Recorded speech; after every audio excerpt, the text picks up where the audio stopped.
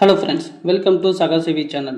இன்றைக்கி நம்ம என்ன பார்க்க போகிறோம் அப்படின்னா, பிஎஸ்டிஎம் சர்டிஃபிகேட், அதாவது தமிழ் வழி சான்றிதழ் அப்ளை பண்ணதுக்கு முன்னாடி எந்த மாதிரிலாம் டீட்டெயில்ஸ் வந்து ஃபாலோ பண்ணணும் அண்ட் எந்த மாதிரிலாம் டாக்குமெண்ட்ஸ் வந்து அப்லோட் பண்ணணும் அப்படிங்கிறத பற்றி தான் இந்த வீடியோவில் நம்ம ஃபுல்லாக பார்க்க போகிறோம். ஸோ ஸ்கிப் பண்ணாமல் இந்த வீடியோ ஃபுல்லாக பாருங்கள், உங்கள் ஃப்ரெண்ட்ஸ் அண்ட் ஃபேமிலிக்கும் ஷேர் பண்ணிடுங்க. வாங்க வீடியோக்குள்ளே போகலாம். ஓகே, இதில் வந்து நான் நிறைய டீட்டெயில்ஸ் வந்து சொல்லியிருப்பேன், நோட் பண்ணிக்கோங்க. நிறைய பேருக்கு பிஎஸ்டிஎம் சர்டிஃபிகேட் சம்மந்தமாக நிறைய டவுட்ஸ் வந்து இருக்கும். அது எல்லாத்தையுமே நான் இதில் கிளியர் பண்ணியிருப்பேன். ஸோ ஸ்கிப் பண்ணாமல் இந்த வீடியோ ஃபுல்லாக பாருங்கள். நான் சொல்கிற டீட்டெயில்ஸ் எல்லாத்தையும் நோட் பண்ணி வச்சுக்கோங்க. ஓகே, ஃபஸ்ட்டு வந்து பிஎஸ்டிஎம் சர்டிஃபிகேட் அப்படின்னா என்னென்னு பார்த்துக்கலாம். அதாவது ஃபஸ்ட்டு ஸ்டாண்டர்ட்லேருந்து 12th வரைக்கும் தமிழ் மீடியமில் படித்தவங்க வந்து முன்னாடிலாம் பிஎஸ்டிஎம் சர்டிஃபிகேட் வந்து வாங்குறதுக்கு டேரெக்டாக ஸ்கூலுக்கு போயிட்டு ஹெச்எம்கிட்ட சைன் வாங்கிட்டு தான் இருந்திருப்பாங்க. பட் இப்போ வந்து ஆன்லைன்லேயே அதுக்கான ஆப்ஷன் வந்து கொடுத்துட்டாங்க. ஸோ அது மூலமாகவே நீங்கள் அப்ளை பண்ணி வாங்கிக்கலாம். ஒன்ஸ் நீங்கள் அப்ளை பண்ணி வாங்கிட்டீங்க அப்படின்னா அதுக்கடுத்து நீங்கள் மறுபடியும் அப்ளை பண்ண வேண்டியதில்லை. இதுதான் பெர்மனெண்ட்டு.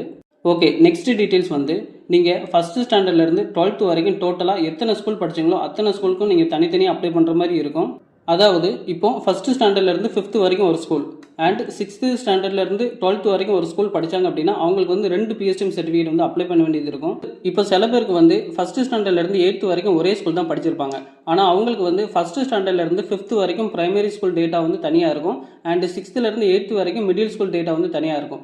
அவங்களுக்கு வந்து 1 to 5th வரைக்கும் ஒரு பிஎஸ்டிஎம் சர்டிஃபிகேட்டும் 6th-லேருந்து 8th வரைக்கும் ஒரு பிஎஸ்டிஎம் சர்டிஃபிகேட்டும் தனித்தனியாக அப்ளை பண்ண வேண்டியது இருக்கும்.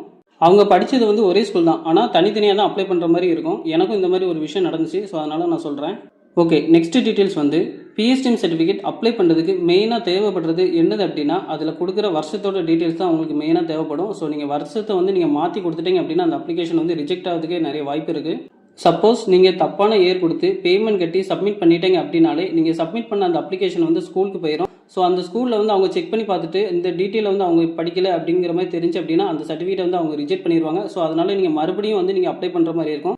அதனால தான் ஃபஸ்ட்டே நான் சொல்லியிருந்தேன், வருஷத்தோட டீட்டெயில் வந்து நீங்கள் கரெக்டாக நோட் பண்ணி வச்சுக்கோங்க. நீங்கள் இந்த பிஎஸ்டிஎம் சர்டிஃபிகேட் வந்து அப்ளை பண்ணதுக்கு முன்னாடியே ஒரு நோட்லேயோ இல்லைன்னா ஒரு சின்ன பேப்பர்லேயோ நீங்கள் ஃபஸ்ட்டு ஸ்டாண்டர்ட்லேருந்து 12th வரைக்கும் படித்த வருஷத்தோட டீட்டெயில்ஸ் வந்து அதில் எழுதி வச்சுக்கோங்க. நீங்கள் அப்படி எழுதி வச்சிருக்கிற வருஷம் வந்து 10th and 12th முடித்த வருஷத்தோட மெர்ஜ் ஆகுதான்னு பார்த்துட்டு அதுக்கடுத்து எழுதி வச்சுக்கோங்க. அப்போ தான் நீங்கள் அப்ளை பண்ணிட்டு இருக்கும்போது சந்தேகம் எதுவுமே வராது. அதனால தான் நான் ஃபஸ்ட்டே சொல்லியிருந்தேன். நான் வந்து என்னோட கஸ்டமர்ஸ்க்கு வந்து அப்ளை பண்ணி கொடுக்கும்போது இந்த டீட்டெயில்ஸ் தான் நான் ஃபாலோ பண்ணுவேன். ஃபஸ்ட்டே வந்து நான் எழுதி வச்சிருவேன், அதுக்கடுத்து நான் அப்ளை பண்ண ஆரம்பிப்பேன்.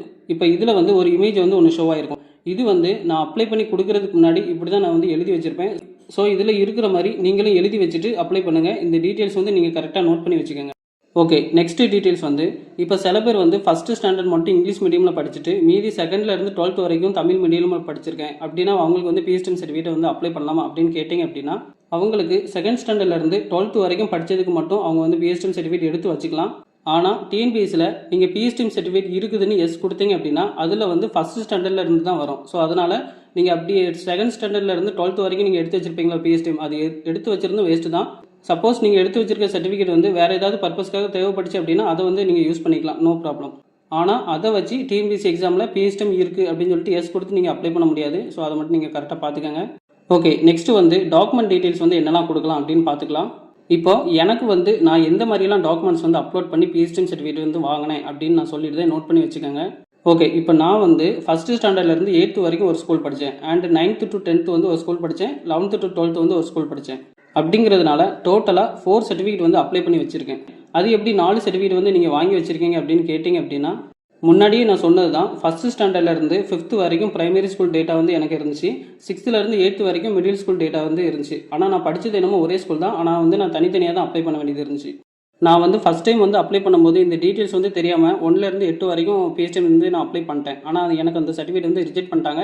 அவங்க என்ன சொன்னாங்கன்னா 1-லேருந்து 5 வரைக்கும் தனி டேட்டா இருக்குது, 6-லேருந்து 8 வரைக்கும் தனி டேட்டா இருக்குது, நீங்கள் வந்து தனித்தனியாக தான் அப்ளை பண்ணணும் அப்படிங்கிற மாதிரி சொல்லிட்டாங்க.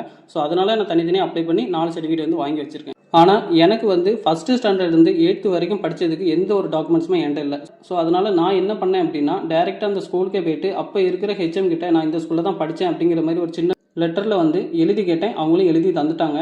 அப்படி அவங்க எழுதி தந்த அந்த லெட்டரை தான் நான் வந்து 1 to 5th அதே ஃபார்மை தான் நான் அப்லோட் பண்ணினேன். 6th to 8th நான் பிஎஸ்டிஎம் அப்ளை பண்ணும்போது அதே ஃபார்மை தான் வந்து நான் அப்லோட் பண்ணேன். ஸோ அதனால தான் எனக்கு வந்து பிஎஸ்டிஎம் சர்டிஃபிகேட் வந்து வந்துட்டு.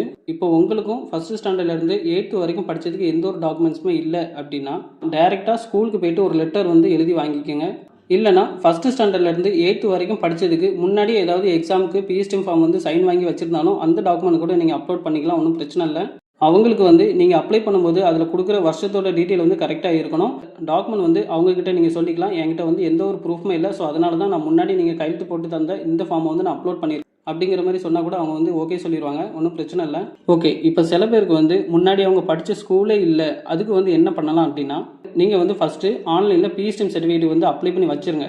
அதுக்கடுத்து கடைசி அந்த ஸ்கூலில் இருந்த ஹெச்எம்க்கு வந்து காண்டாக்ட் பண்ணி நீங்கள் சொல்லிட்டீங்க அப்படின்னா அவங்களோட மொபைல்லேயே அதுக்கான அப்ளிகேஷன் வந்து இருக்கும். ஸோ நீங்கள் அப்ளை பண்ணின பிஎஸ்டிஎம்ஸ் டீட்டெயில்ஸ் எல்லாமே அவங்களுக்கு வந்து சென்ட் ஆயிரும். அதை அவங்க பார்த்துட்டு வந்து அப்ரூவல் கொடுத்துருவாங்க. இப்போ சில பிரைமரி ஸ்கூல் அண்ட் மிடில் ஸ்கூல்லலாம் வந்து கம்ப்யூட்டர்ஸ் வந்து இருக்காது, அதனால் அவங்களோட மொபைல்லேயே செக் பண்ணி பார்த்துட்டு அப்ரூவல் கொடுக்குற மாதிரி வச்சுருக்காங்க. ஓகே, இப்போ பிஎஸ்டிஎம் சர்டிஃபிகேட் வந்து நீங்கள் அப்ளை பண்ணி முடிச்சிட்டிங்க அப்படின்னா அதுக்கடுத்து அந்த ஸ்கூலுக்கு வந்து டைரெக்டாக போக வேண்டியது இருக்கும். அப்படி நீங்கள் போகும்போது எந்த டாக்குமெண்ட்ஸ்லாம் கொடுத்து நீங்கள் அப்ளை பண்ணீங்களோ அந்த டாக்குமெண்ட்ஸு அண்ட் அப்ளை பண்ணதோட ரிசிப்ட் இந்த ரெண்டையும் எடுத்துகிட்டு போக வேண்டியது இருக்கும். அப்படி அவங்க செக் பண்ணி பார்த்துட்டு டீட்டெயில்ஸ் எல்லாமே கரெக்டாக இருந்துச்சு அப்படின்னா பிஎஸ்டிஎம் சர்டிஃபிகேட் வந்து அப்ரூவல் கொடுத்துருவாங்க. அப்ரூவல் கொடுத்த உடனே சில ஸ்கூல்லலாம் வந்து பிஎஸ்டிஎம் சர்டிஃபிகேட் பிரிண்ட் எடுத்து கொடுத்துருவாங்க. அப்படி அவங்களுக்கு வந்து பிரிண்ட் எடுத்து கொடுக்கல அப்படின்னா நீங்களே நானும் டவுன்லோட் பண்ணி பிரிண்ட் எடுத்து வச்சுக்கோங்க. ஓகே ஃப்ரெண்ட்ஸ், இந்த வீடியோவில் பிஎஸ்டிஎம் சர்டிஃபிகேட் அப்ளை பண்ணதுக்கு முன்னாடி ஃபாலோ பண்ணக்கூடிய டீட்டெயில்ஸ் எல்லாமே நான் சொல்லியிருக்கேன். ஸோ இந்த டீட்டெயில்ஸ்லாம் நீங்கள் பேஸ் பண்ணி அதுக்கடுத்து பிஎஸ்டிஎம் சர்டிஃபிகேட் வந்து அப்ளை பண்ண பாருங்கள். அது எப்படி அப்ளை பண்ணலான்னு நம்ம அடுத்த வீடியோ வந்து கண்டிப்பாக போடுவோம், அதையும் நீங்கள் கரெக்டாக பார்த்துட்டு அப்ளை பண்ண பாருங்கள். ஓகே, இந்த டீட்டெயில்ஸ் வந்து உங்களுக்கு புரிஞ்சிருக்குன்னு நினைக்கிறேன். ஏதாச்சும் டவுட் இருந்துச்சு அப்படின்னா எனக்கு கமெண்ட்டில் மென்ஷன் பண்ணிடுங்க, கண்டிப்பாக கிளியர் பண்ணிடலாம். இந்த இன்ஃபர்மேஷன் உங்களுக்கு யூஸ்ஃபுல்லாக இருந்துச்சு அப்படின்னா லைக் அண்ட் ஷேர் பண்ணிடுங்க, உங்கள் ஃப்ரெண்ட்ஸ் அண்ட் ஃபேமிலிக்கு ஷேர் பண்ணிடுங்க. இப்போ தான் நம்ம சேனலை ஃபஸ்ட் டைம் பார்க்குறீங்க அப்படின்னா சகா சேவை சேனலை சப்ஸ்கிரைப் பண்ணிடுங்க. தேங்க்யூ.